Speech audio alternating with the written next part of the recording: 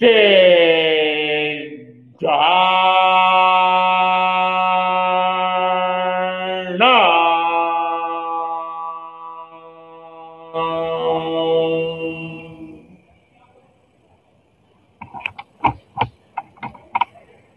Nama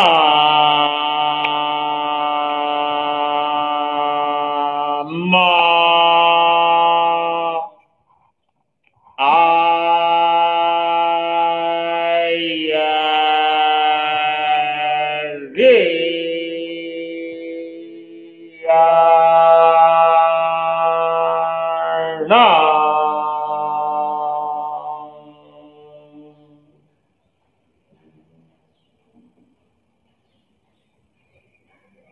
Nama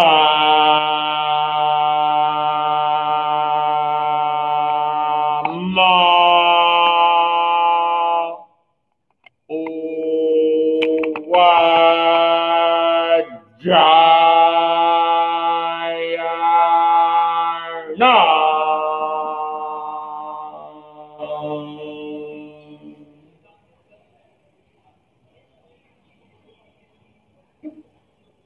Nama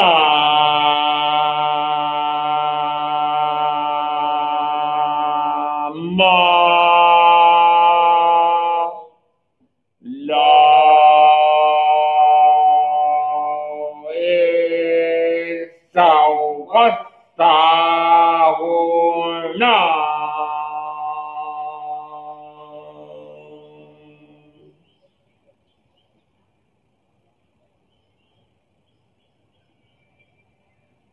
Esa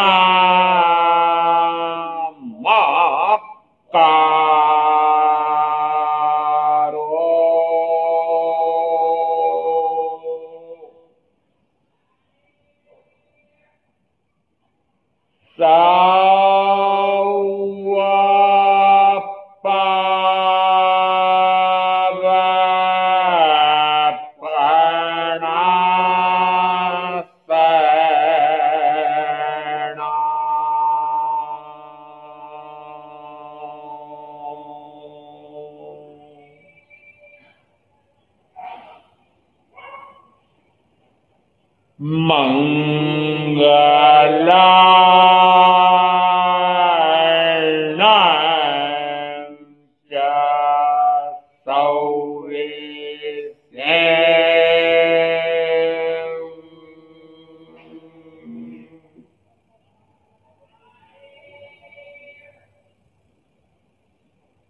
Pardamam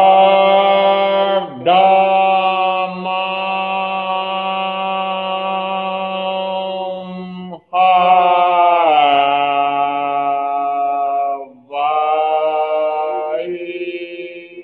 Mangalam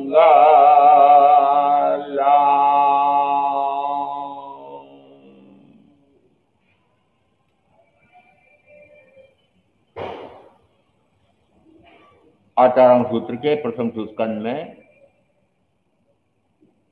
5.1 के सूत्र 147 पर कल चर्चा हुई थी।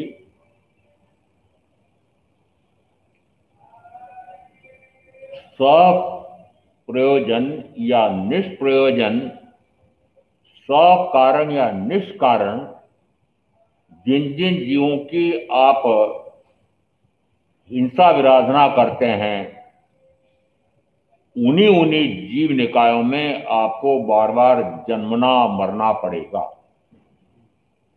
जिन जिन जीव निकायों का अर्थ लेना पड़ेगा, पृथ्वी कायिक, अपकायिक, देवकायिक, वायुकायिक, वनस्पति कायिक, वेंद्री, तेंद्री, चौंद्री, पंचेंद्री, तिरेंद्र, सन्नी, पंचेंद्री, मनुष्य, किन किन जीवों की हिंसा विराधना, किन किन जीवों का शोषण, किन किन जीवों को दास बना करके और उनसे कार्य लेना, किन किन जीवों का हनन करना, जो जो कार्य कर रहे हैं, तो एक 5-5 के सूत्र में कहा कि वह तुम ही हो। जिसकी हिंसा कर रहे हो वह तुम ही हो, ऐसा कहकर कहा कि निश्चित रूप से जिसकी हिंसा कर रहे हो वह या उसके स्थान पर और कोई व्यक्ति आपकी भी इसी प्रकार से हिंसा करेगा, मारेगा। सीधा सीधा अर्थ है कि जिन जीव निकायों, जिन जीवों की, अब जिन जीवों की मैं जो जो आप आरंभ समारंभ कर रहे हैं और उसके बाद फिर परिग्रह जोड़ रहे हैं, और परिग्रह जोड़ करके जो 5 इंद्रियों का विषयों का सेवन छप करके कर रहे हैं, तो उसका फल क्या होगा? फल होगा पुनः पुनः उन्हीं जीव निकायों में जन्म और मरण, जन्म और मरण, जन्म और मरण। पृथ्वी का यदि मकान सामान्य सा है, उसको यदि ग्रेनाइट का बनवाना है, आलीशान बनवाना है, उस समय पृथ्वी का एक आदि जीवों की कितनी हिंसा विराधना होगी। उस कोठी को, बंगले को बना करके और उसमें 5 इंद्रियों का चक्कर के भोगने वालों, पता लगाओ कि जिन जिन जीवों की हिंसा विराधना उसके निर्माण में हो रही है, उसका उपभोग कर रहे हैं, तो फिर जिन जिन में उन्हीं में आपको जाना पड़ेगा। यह कहकर के क्या कहा जा रहा है? पृथ्वी कायिक में भाई बहन दोनों का समावेश करना पड़ेगा। भाई व्यापार व्यवसाय उद्योग धंधा चला रहे हैं, तो उसमें जीवों के हिंसा विराधना कर रहे हैं। यदि बहनों का गिने तो वे भी जिस समय घर में जो जो कार्य करती हैं या फिर जो जो वस्त्रालंकार पहनती हैं, उसमें देखो यदि सोना, चांदी, हीरे कहां से निकल रहे हैं? पृथ्वी में से। पृथ्वी है ना, पृथ्वी ही है। जिस हीरे की इतनी कीमत करते हो, ज्ञानी तो कहते हैं कि वे ऊंची जाति के कंकर हैं, पत्थर हैं। करोड़ों करोड़ वर्षों तक वह पत्थर का कोयले की खदान में पड़ा रहा, वह धीरे धीरे धीरे हीरे के रूप में पर्यायंत्रित हो जाता है।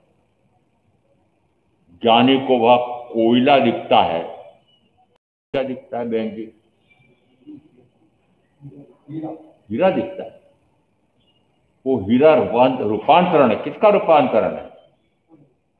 वो पत्थर के कोयले होते हैं, बड़ी बड़ी खदानें होती हैं, सैकड़ों फीट, हजारों फीट अंदर खोद खोद करके उनको निकाला जाता है। सामान्यतः तो उसमें कोयले ही निकलते हैं, परंतु कोई किस प्रकार के कोयले या उनकी कणी इस प्रकार की होती है कि वो हीरा रूप होता है।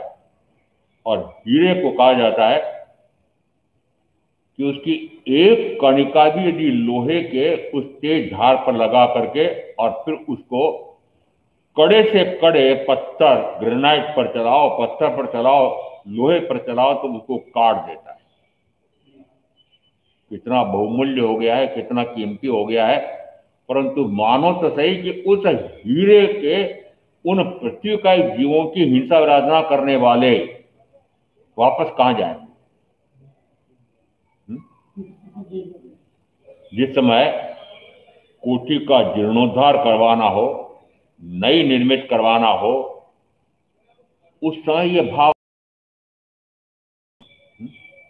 उस समय भाव आता है। अब कई जीवों की हिंसा विराधना, उसी कोठी मैंने देखे हुए, संगमरमर की दीवारें बनी हुई हैं और 1 इंच की नली लेकर के सेवादार उन दीवारों को धो रहा है। सैकड़ों लीटर पानी मात्र उस कोठी की दीवारों की धुलवाई में लग रहा है, आंगन धुलने में लग रहा है। कि आंगन के बाद वो पेडल पथ, उसको भी साफ करने में यदि झाड़ू से उस मिट्टी को हटाया जा सकता है, उसकी जगह उस नली से वो पानी छिटक करके तेज धार लगा करके उस मिट्टी को हटा रहा है। बताओ कितना पानी। जिसके पास कार है, जिसके पास बाइक है, स्कूटर है, यदि कार है तो एक बाल्टी पानी, बाइक है तो एक बाल्टी पानी, और बाल्टी से पोछा लगाने में देर लगती है, सीधा पाइप लिया और उस कार पर तर तर तर तर, और कितना पानी बह गया। उसी कार में बैठ करके जो गुलछर्रे उड़ा रहे होते हैं, वो कार धोने वाला तो सामान्य नौकर सेवादार होता है, उसको तो कुछ पाप लगेगा, परंतु उसी कार में गुलछर्रे उड़ाने वाले, पर्यटन करने वाले, पाप किसको लगना मुख्य? जो उसका उपभोग करता है, प्रत्युकाई। अपकाई, दूसरा तेवकाई। जिस समय पंखा लगता है, कौन कौन से जीवों की हिंसा विराधना होती है? मातृवायु काय की। मातृवायु काय की तो तब हो जब वो खजूर के पेड़ के वो जो पत्ते खोड़े होते हैं, उनसे बनी हुई जो पंखी होती थी, पहले पंखा होता था, उसमें मात्र वायु काय की जीवों की हिंसा है। आज की आपकी पंखे में वायु काय की है, देव काय की है, और जिस समय पंखा चल रहा होता है उस समय बेंद्री, तेंद्री, मक्खी, मच्छर, कीट पतंगे उनकी है, और यदि 5 इंद्री वाला वो कबूतर, चिड़िया आकर के टकरा जाए तो उसकी भी है। तो जिस समय वो पंखा चल रहा हो, पंखा नहीं, वो तो गर्म हवा फेंकता है, फिर आपने लगाया कूलर, कूलर में पानी भरते हैं, अपकाई की, देवकाई की, बिजली से चल रहा है। फिर जिस समय उसमें भी पानी भरने की झंझट, नहीं, वातानुकूलित यंत्र लगाया, वातानुकूलित यंत्र लगाया, जो कमरा, जो बड़ा कक्ष, जो कोठी बंगला, जो कार्यालय, पूरा कारखाना, पूरा बंगला, जिन को आपने वातानुकूलित किया है, उन सब में तो ठंडक पैदा की है, और उस ठंडी बयार में आप 5 इंद्रियों का, 4 इंद्रियों का छक करके भोग भोगते हैं।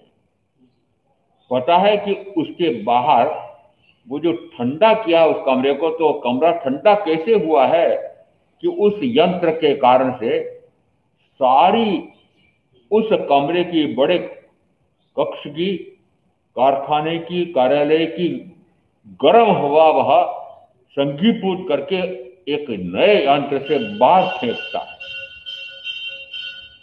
यदि उसके सामने एक मनुष्य भी जाए तो वह भी झुलस जाता है। कीट पतंगे, छोटे मोटे कितने जीव उसमें मरते होंगे, क्या पता है? आपको कहां से पता होगा? वह तो सिर्फ ऊपर छत पर लगता है, परंतु जीव तो वहां पर भी होंगे। कितने जीवों की हिंसा विराधना, प्रत्युकाई, अपकाई, देवकाई, वायुकाई, वनस्पति काई। कोठी बंगले बनाए हैं, क्या कोठी बंगले में फिर उसके साज सज्जा में वनस्पति का एक पेड़ों की कितनी कटाई, हिंसा विराधना होती है। एक पेड़, एक पौधा है, उसमें कहा जाता है अपेक्षा से एक जीव है।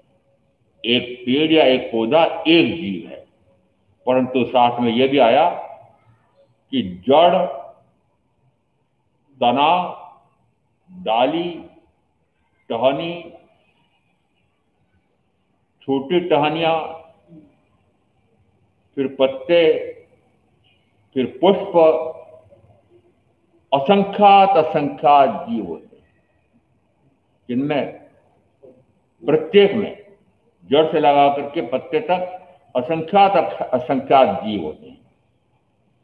जिस समय लाडली बेटी का विवाह रचाया जाता है, अब तो कोरोना ने सब ठिकाने लगा दिया, परंतु एक ट्रक, 2 ट्रक तक फूलों की भर के आती है। जिस समय दूल्हा दुल्हन के वरमाला का मंच बनाया जाता है, उस पर जब फूलों की सज्जा होती है, तो फूल कितने लगते होंगे ये तो मुझे पता नहीं, पर वो फूलों की सजावट करने वाले के भी 5-5, 10-10 हजार रुपए देने पड़ते हैं। तो बताओ कितने फूल उसमें रंग बिरंगे लगे हैं। फिर वो जो वरमालाएं बनती दो, वो गले से लगाकर ठेठ पांव तक लंबी, और क्या रंग बिरंगे बढ़िया से बढ़िया सुगंधित फूल, उन फूलों की सुगंध से दोनों सुवासित हो रहे हैं। पूरा कक्ष सुवास संग्रह में रंग में सुवासित हो रहा है। जिस समय वो कोमलांगी आपकी बेटी वरण करने जा रही है, मंडप बना हुआ है, मंडप में प्रवेश करती है, मार्ग में कोमल कोमल पंखुड़ियां बिछी हुई रहती है। क्यों? कि आपकी प्यारी बेटी कोमलांगी, उसके पांव कहीं रगड़ा न जाए, तो इतने तो वो फूल उसमें बिछाए रहते हैं। 2-4 सहेलियां फूलों की तस्तरियां लेकर के उस पर बौछार करती जाती हैं। जितने बाराती हैं उन बारातियों पर फूलों की बरसात की जाती है। यंत्र से करने लग गया आजकल। यंत्र से क्यों, हविजा से करते। बड़े श्रेष्ठी हैं तो फिर उनका तो काम विशेष होना चाहिए। उस एक फूल में वनस्पति काय के कितने जीव, असंख्यात। उसके निष्ठा में रहने वाले बेंद्री तेंद्री कितने जीव के पता नहीं कितने जीवों की हिंसा विराधना। इसका अर्थ है कि आपके हर काम में देखो तो पृथ्वी, पानी, अग्नि, वायु, वनस्पति, कायिक जीवों की घमासान हिंसा, घोर हिंसा विराधना हो। जिस समय 5-50 लाख की बढ़िया कार आ गई है, और अब दूल्हा दुल्हन को प्राण प्यारी को सैर सपाटे के लिए निकलना है, गुलछरे उड़ाने निकलना है। जिस समय उस कार में बैठ करके जा रहे हैं, सड़क पर कितने जीव मैंने प्रत्यक्ष देखा हुआ है। एक बार चौमासे के लिए निकल रहे थे हम, जयपुर से लगा करके, नीमच से लगा करके जयपुर तक, मार्ग में पोखरों में बहुत सारे मेंढक बरसात के दिनों में उत्पन्न हो जाते हैं।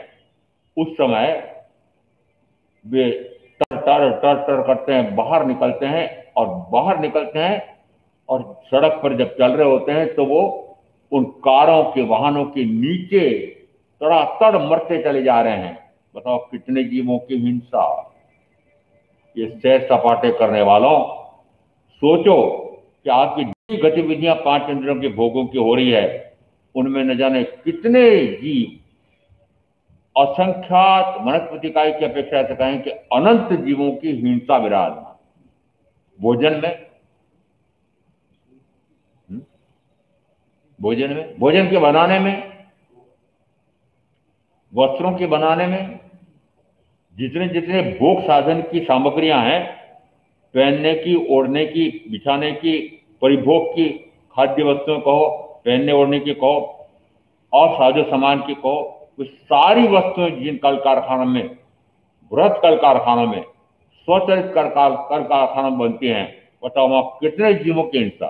तो कहा जा सकता है 6 काय की जीवों की हिंसा। इसका अर्थ है कि जितनी गतिविधियां आपकी शरीर केंद्रित हो रही है, उन सारी गतिविधियों में असंख्यात जीवों की हिंसा विराधना करके आप 5 इंद्रियों का चक करके मजा ले रहे।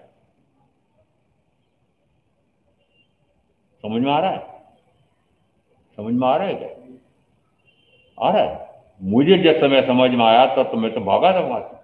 मैंने कहा घर गृहस्थी में रह करके इतने जीवों की हिंसा विराधना हो रही है। वो इतने में कौन कौन से, पृथ्वी कायिक से लगाकर 5 स्थावर काय, और फिर त्रस काय, और फिर यहां तक कि मनुष्यों तक की, जिस समय ब्याह शादी होते हैं, जिस समय कोई समारोह, वार्षिक समारोह होता है, जिस समय दीपावली का समारोह मनाया जाता है, उस समय पटाखे कितने,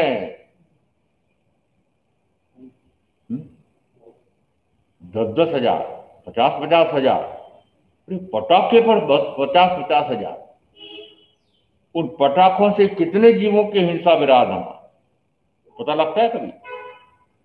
प्रदूषण अलग, और उसके कारण से न जाने कितने जीवों की, यहां तक कि यदि पशु हो चाहे पक्षी हो, यहां तक कि मनुष्य के गर्भ में भी यदि बच्चा हो तो उन धमाकों से वो बच्चे का गर्भपात हो सकता है। पक्षियों का तो निश्चित रूप से गिर पड़ते हैं, मर जाते हैं, मूर्छित हो जाते हैं। इसका अर्थ है कि पग पग पर आपके इन जीवों की हिंसा विराधना चल रही है। क्यों नहीं कांप उठते हो कि यदि इतने जीवों की हिंसा विराधना कर रहा हूं तो इतना भयंकरतम पाप लग रहा है, और उस पाप का फल भोगने के लिए जाना कहां पड़ेगा? पाप का फल दुर्गति। यदि पाप गाढ़ से गाढ़तर है तो निश्चित मानना कि नरक गति, और वहां जाकर के वापस जिस समय 10 प्रकार की तो क्षेत्रीय वेदनाएं, और फिर परस्पर नेरे नेरे लड़ते हैं वह दुख, और फिर परमाधामी देवों की मार, ये समझ में आता है? प्रथमतः कहा वह उन्हीं उन्हीं जीव निकायों में जन्म लेता है, उन्हीं उन्हीं में बार बार जन्मता है, मरता है। आगे उसमें एक सूत्र छोड़ करके आगे रखा, हे साधकों, 159, हे साधकों, इन कामासक्तों को, कामातुरताओं को देखो, कामासक्तों को देखो, वे नरक और तिर्यंच में खींचे चले जा रहे हैं, नरक और तिर्यंच में पच रहे हैं, नरक और तिर्यंच में दुखी हो रहे हैं। किसके लिए कहा? ये किसके लिए कहा? ये जो 5 इंद्रियों का चक्कर के भोगने वाले आप मनुष्यों के लिए कहा। और चेताया किसको? चेताया मुझे ने कहा, हे साधकों, इन कामासक्तों को देखो। किसको देखो? क्यों कहा? मुझे क्यों कहा? मुझे इसलिए कहा कि कभी संयम में, ब्रह्मचर्य में फल आया नहीं, आत्मा की आनंद की अनुभूति आई नहीं, अंदर में भाव आ जाता है तो वो मैंने निरर्थक की घर बार परिवार 5 इंद्रियों को भोग साधन छोड़े और ब्रह्मचर्य प्रवज्ञा ग्रहण की, आत्मा का आनंद तो आया नहीं, फिर क्या करना है? पुनः घर लौट जाऊं, ऐसा भाव ना आए उसके लिए कहा, हे साधकों, इन कामासक्तों को देखो। ये कामासक्त कौन होता है? कामातुर कौन होता है? आतुर यानी इतनी आतुरता, इतनी आकुलता, इतनी व्याकुलता, इतनी चाह, अंदर ऐसी तीव्रतम वासना कि वो भोग भोगना चाहता है। एक नहीं, 5 इंद्रियों के भोग एक साथ भोगना चाहता है। जिस समय ऐसे भोग भोगता है उसको कहते हैं कामातुर।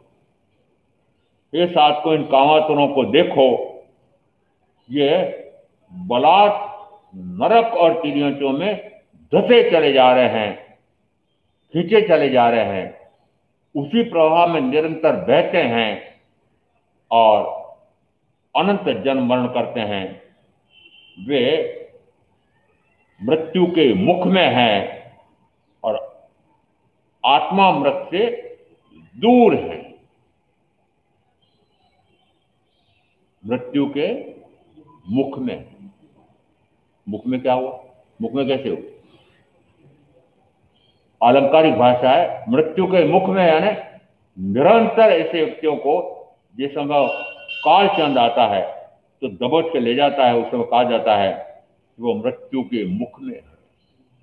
आगे दिया कि वह अमृत से दूर है। कौन सा अमृत?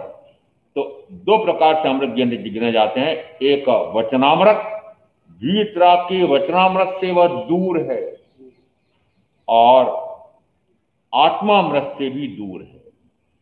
आत्मामृत से आत्मा का अमृत प्रकट हो सकता है। वो आत्मामृत प्रकट किससे होगा?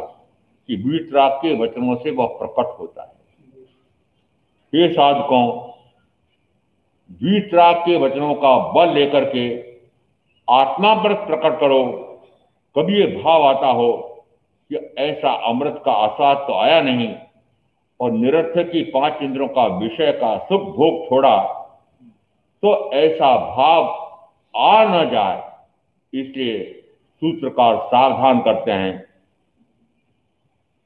बीच में सूत्र आया 148। यह जीवन कुछ नोक पर आई ओस बिंदु के समान अस्थिर है। इसमें तो छोटा सा सूत्र है ये कि कुछ नोक, कुछ यानी घास का तिनका, कुछ की नोक पर जल बिंदु, जिस समय रात में मेघ बरसती है, जिस समय रात में इस प्रकार का स्नेह सूक्ष्म बरसता है, उस समय प्रातःकाल देखो तो उस पूरे बगीचे में हरी घास पर मोती जैसे वो दाने दिखाई देते हैं, वो बूंदें दिखाई देती है। कितनी देर टिकती है? एक जरा सा हवा का झोंका आया, वो बूंद गिर पड़ती है। जरा सा सूर्य का ताप लगे, वो बूंद सूख जाती है। ऐसा कहा है, कुछ नोक के समान अस्थिर है। उत्तराधीन सूत्र के 10वें अध्याय में कहा,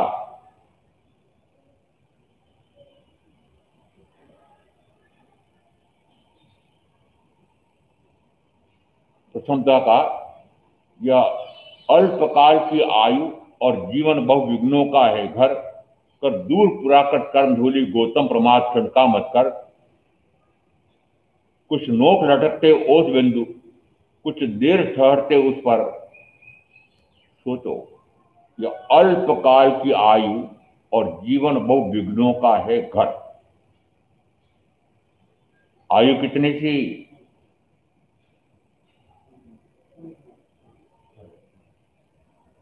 मनुष्य की आयु 3 पल्योतम तक की। तीसरे चौथे आ रहे हैं, पहले आ रहे हैं। इसका अर्थ है 3 पल्योतम की आयु की तुलना में फिर वर्तमान अवसर्पिणी के माता मरुदि का 1 करोड़ पूर्व भगवान ऋषभदेव की आयु 84 लाख पूर्व। और उस तुलना में सोचो कि वर्तमान के 5वें आरे में अधिकतम जगन्य 130 वर्ष, और 130 वर्ष भी है क्या ये पता नहीं। इसे कहा अल्पकाल की आयु और जीवन बहुविघ्नों का है घर। और जीवन में विघ्न कितने, बाधाएं कितनी, प्रतिकूलताएं कितनी, क्लेश कितने, परेशानी कितनी, दुख कितने, पीड़ाएं कितनी, परिताप कितना, तनाव कितने। जीवन बहुविघ्नों का है घर।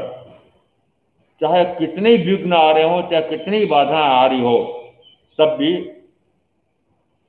क्या कहते हैं इंद्रभूति गौतम को, तीर्थंकर महावीर, गौतम प्रमाद क्षण का मत कर दूर पुराकृत कर्म धूलि। पुराकृत यानी पूर्व में किए हुए ऐसे जो कर्म बांध करके आए हो, तो उन पुराकृत कर्म को धोने के लिए, मिटाने के लिए, समाप्त करने के लिए, क्षीण करने के लिए कर दूर पुराकृत कर्म धूलि गौतम प्रमाद क्षण का मत कर। अप्रमत्त अप्रमत्त अप्रमत्त आत्मस्थ स्वरूपस्थ ज्ञाताभाव दृष्टाभाव में रह करके उन पुराकृत कर्म यानी पूर्व के बांधे हुए घोर से घोर कर्म उनको क्षीण करना है।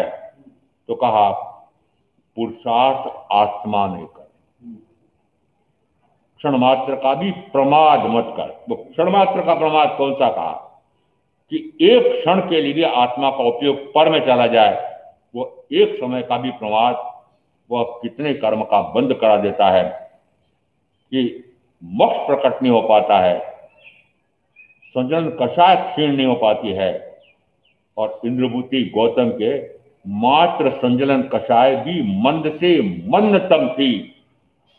तो मंद से मंदतम थी, तब भी केवल ज्ञान तो नहीं प्रकट हो रहा था, इसलिए उनको कहा कि इस तीर तक तो आ गए हो, एक छलांग लगा करके उस तीर मोक्ष के उस किनारे पर क्यों नहीं पहुंचते हो। इसका अर्थ है कि जब सातवें गुण स्थान तक आ जाता है तब भी वह प्रमाद में है, क्योंकि सातवें गुण स्थान पर वह एक अंतर मुहूर्त तक ही टिक पाता है। इस अपेक्षा से कहा,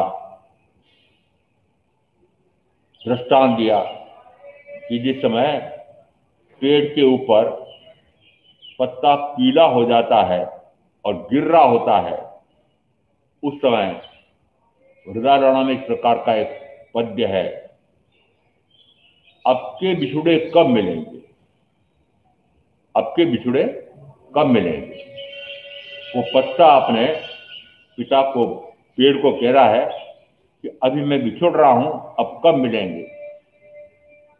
वो पेड़ कहता है, तू तो जा, तू तो जा, मेरे तो न जाने कितने कोमल कोमल नए नए किसले खिल गए हैं।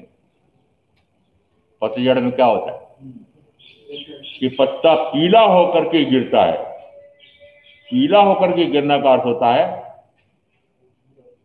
वृद्धावस्था आ जाए, जीर्णावस्था आ जाए, रोगावस्था आ जाए, तब वह पत्ता पीला पड़ के गिरता है ना, आयुष्काल पूरा होता है तो मृत्यु होती है। क्या आजकल पत्ता पीला होने के बाद ही गिरता है? कभी भी गिर सकता है। ये दो दृष्टांत देकर कहा जाता है कि सोचो कि आयुष कितनी सी है, आयुष कितनी सी, न जाने किस समय आयुष का काल पूरा हो जाएगा और ये सारे भोग साधन छूट जाएंगे। और यदि भोग साधनों का भोग भोगते भोगते यह आयुष का काल पूरा होगा तो सोचो कि कहां जाओगे। ज्ञाता धर्म कथांग में एक अंतिम कथानक आया है कि जिस समय कंड्रीक और पुंडरीक दो भाई थे, पुंडरीक को भाव आया कि मैं राज्यपाठ छोड़ करके और सर्ववृत्ति ग्रहण करूं। सर्ववृत्ति ग्रहण करना, प्रवज्ञा लेना, प्रवज्ञा ग्रहण करना। जी हाँ, पुंडरीक को भाव आया, पहले भाव उसको आया, पुंडरीक ने दीक्षा ली, दीक्षा देने ली पहले पुंडरीक ने, पुंडरीक को भाव आया, दीक्षा ले। दीक्षा लेने के बाद फिर उग्र तो विहार और रुक्ष आहार, इस कारण से वे घूमते घूमते घूमते घूमते गुरु के साथ वापस अपनी नगरी में आ गए। बगीचे में ठहरे, भाई राजा को पता लगा तो उन्होंने गुरुदेव से विनती की कि हम इनका उपचार करा ले क्या। उपचार कराया। उपचार करने के बाद और कंड्रीक महाव्रती संयमी वापस जाने का नाम न ले, परंतु फिर जब गुरु विहार कर रहे थे तो मजबूरी में उन्होंने भी विहार किया, परंतु कुछ समय बाद वापस लौट करके आ गए। जिस समय बगीचे में रुके हुए थे, धाय माता ने देखा, जाकर के राजा को बताया कि आपके भाई राजा तो बगीचे में वापस पधार गए हैं। वापस जाकर के पूछा, प्रशंसा, उनकी प्रशंसा की, धन्य हो धन्य हो, आपने ऐसा राज्य वैभव भोग साधन छोड़ करके और सर्ववृत्ति संयम लिया है, इतना आत्मा का आनंद का अनुभव कर रहे हैं, आप धन्य हैं, धन्य हैं, मैं तो हीन पुण्य हूं, ऐसा अपने आप को कह रहे थे। उस समय सुनकर को उनको प्रसन्नता नहीं हुई। जैसे तैसे कुछ दिन रुक करके विहार तो कर दिया, पर पुनः लौट आए। जिस समय वापस लौटे उस समय जब ज्ञात हुआ तो भाई राजा वापस उनका वंदन करने गए और फिर वापस दूसरी प्रकार से उनको धन्यो धन्यो कहने लगे। तो उनके चेहरे पर कोई आभा नहीं दिखी, मूर्छा भाव दिखा। उन्होंने कहा, क्या राज्य भोग भोगना चाहते हो? मौन हो गए। भाई राजा ने समझा ये राज्य भोग भोगना चाहता है। उन्होंने कहा, ये वस्त्र पात्र आदि चुपचाप मुझे उतार के दे दो और जाओ और राज्य गद्दी पर विराजमान हो जाओ। वे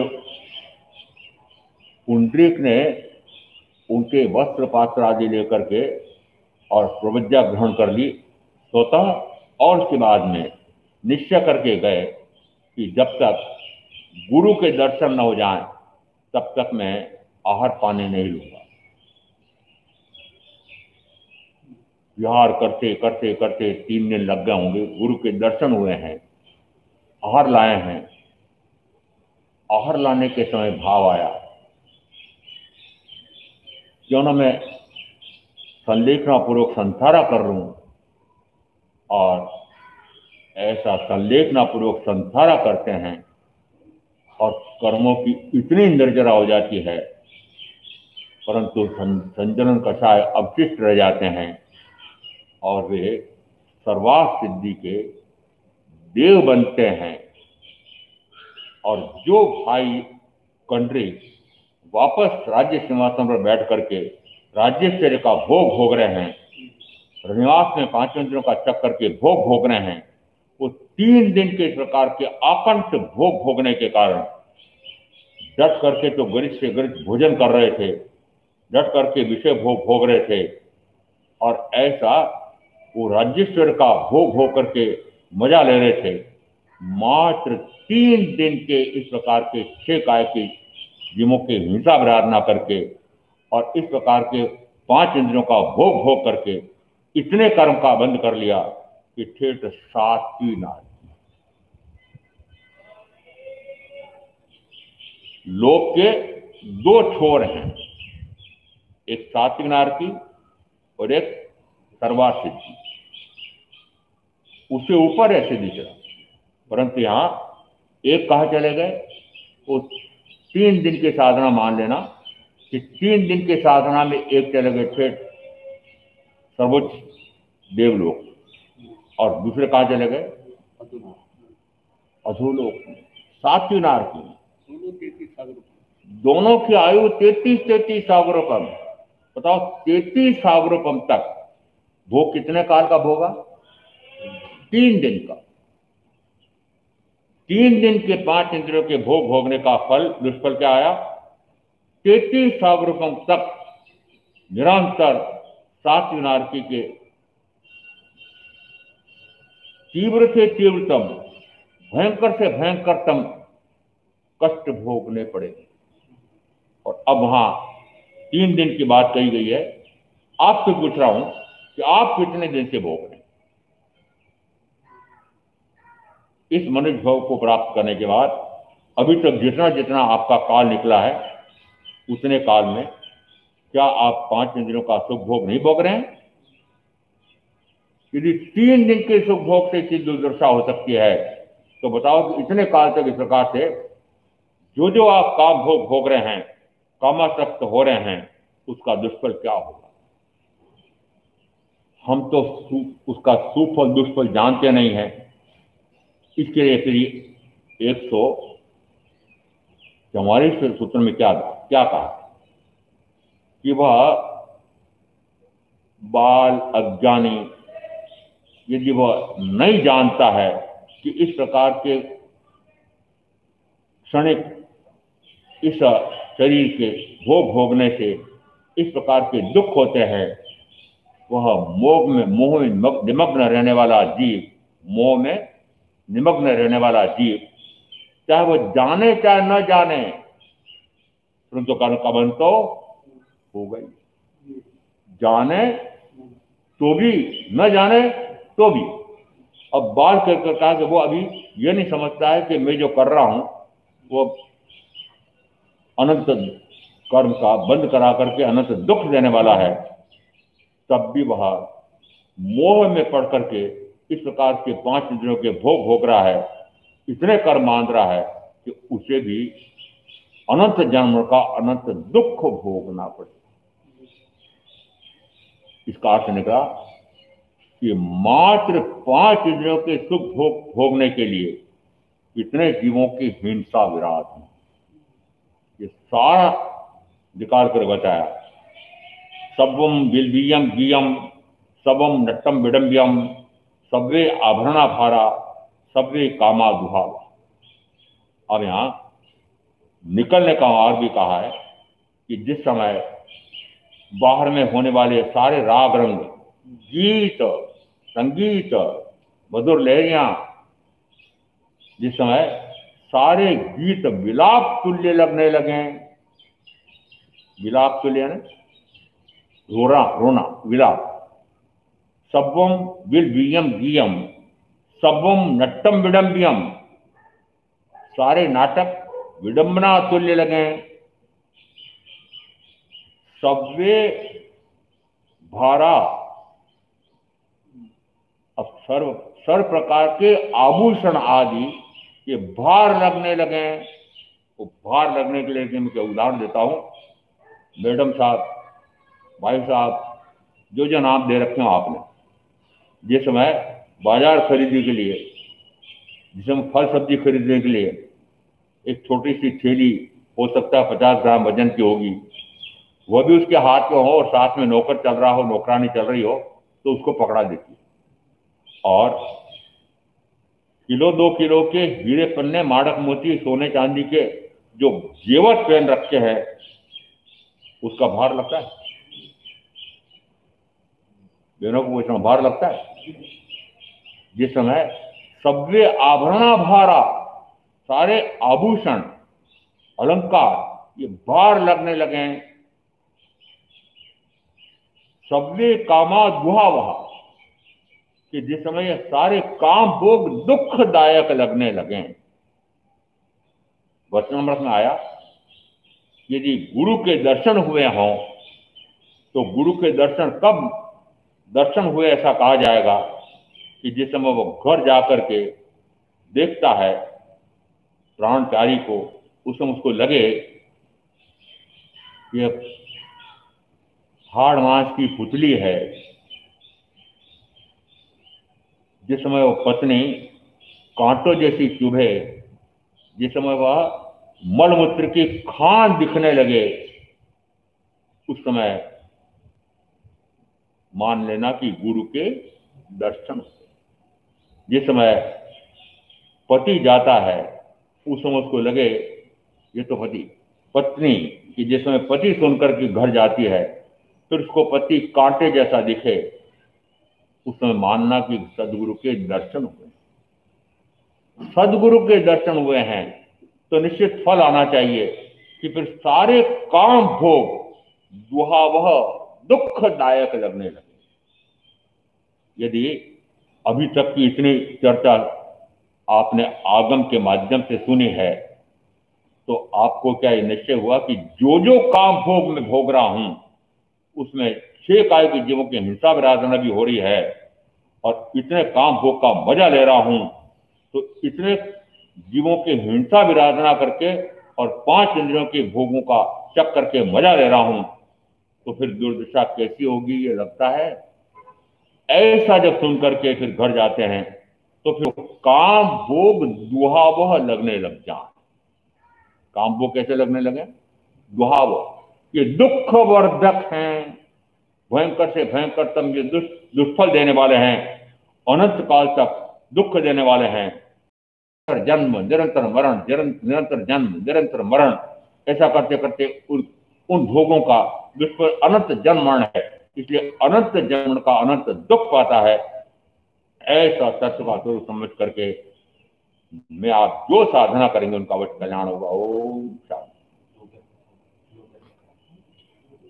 हाँ, कल समाचार प्राप्त हुआ, प्रवचन के बाद देश से प्राप्त हुआ था।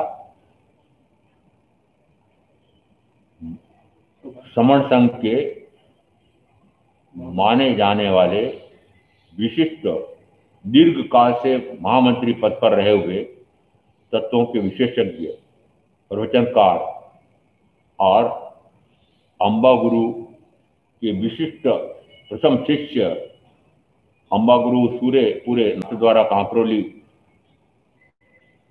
आदि सारे क्षेत्रों में कहते हैं 400 गांवों में उनका इतना वर्चस्व था कि उनको भगवान तुल्य माना जाता था। जैसे गुरु वैसे उनके शिष्य ये स्वभाव मुनि जी भी, और उनका भी इसी प्रकार से ऐसा ही वर्चस्व। तो एक अपेक्षा से उन क्षेत्रों में उन अनुयायियों पर ऐसा वर्चस्व, और उसी आधार पर वे श्रमण संघ के दीर्घ काल से रहे हुए महामंत्री, उनका कल पता लगा कि देवलोक गमन हो गया है। हम 4 लोगस का ध्यान करके उनको श्रद्धांजलि अर्पित करेंगे। ध्यान।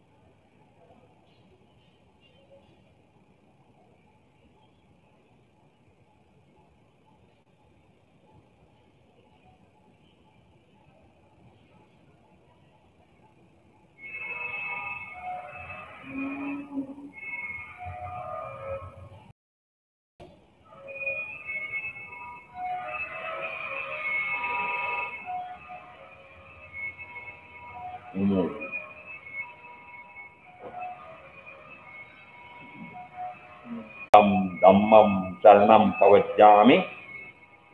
4 मंगलिक, 4 उत्तम, 4 शरणा और शरणा नहीं कोई, जो भव्य प्राणी आदर तो अक्षय